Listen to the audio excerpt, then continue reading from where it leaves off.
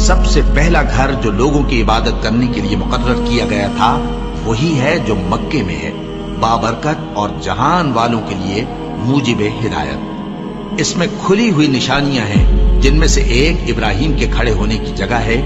جو شخص اس مبارک گھر میں داخل ہوا اس نے امن پا لیا، اور لوگوں پر اللہ کا حق یعنی فرض ہے کہ جو اس گھر تک جانے کا مقدور رکھے وہ اس کا حج کرے، اور جو اس حکم کی تعمیل نہ کرے گا تو اللہ بھی اہل عالم سے بے نیاز ہے۔ اور جب ہم نے خانہ کعبہ کو لوگوں کے لیے جمع ہونے اور امن پانے کی جگہ مقرر کیا اور حکم دیا کہ جس مقام پر ابراہیم کھڑے ہوتے تھے اس کو نماز کی جگہ بنا لو، اور ابراہیم اور اسماعیل کو حکم بھیجا کہ طواف کرنے والوں اور اعتکاف کرنے والوں اور رکوع کرنے والوں اور سجدہ کرنے والوں کے لیے میرے گھر کو پاک صاف رکھا کرو۔ بے شک کوہ صفا اور مروہ اللہ کی نشانیوں میں سے ہیں، تو جو شخص خانہ کعبہ کا حج یا عمرہ کرے اس پر کچھ گناہ نہیں کہ دونوں کے درمیان چکر لگائے، بلکہ یہ ایک نیک کام ہے، اور جو کوئی نیک کام کرے تو اللہ قدردان ہے، دانا ہے۔ اور اللہ کی خوشنودی کے لیے حج اور عمرے کو پورا کرو، اور اگر راستے میں روک لیے جاؤ تو جیسی قربانی میسر ہو کر دو، اور جب تک قربانی اپنے مقام پر نہ پہنچ جائے سر نہ منڈاؤ۔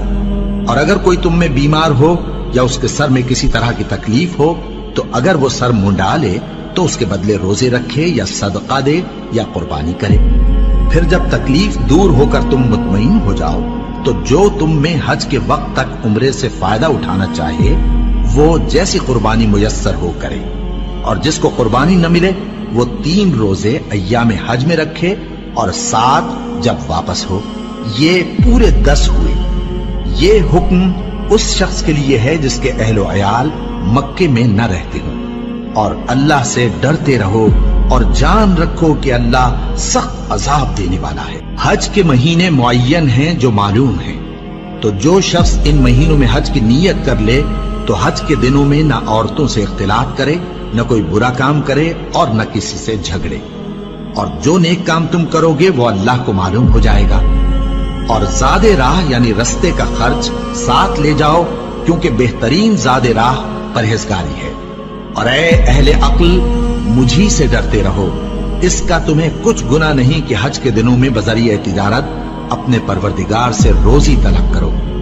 اور جب عرفات سے واپس ہونے لگو تو مشعر حرام یعنی مزدلفہ میں اللہ کا ذکر کرو، اور اس طرح ذکر کرو جس طرح اس نے تم کو سکھایا، اور اس سے پیشتر تم لوگ ان طریقوں سے محض ناواقف تھے۔ پھر جہاں سے اور لوگ واپس ہوں وہیں سے تم بھی واپس ہو، اور اللہ سے بخشش مانگو، بے شک اللہ بخشنے والا ہے، رحمت کرنے والا ہے۔ پھر جب حج کے تمام ارکان پورے کر چکو تو مینا میں اللہ کو یاد کرو جس طرح اپنے باپ دادا کو یاد کیا کرتے تھے، بلکہ اس سے بھی زیادہ۔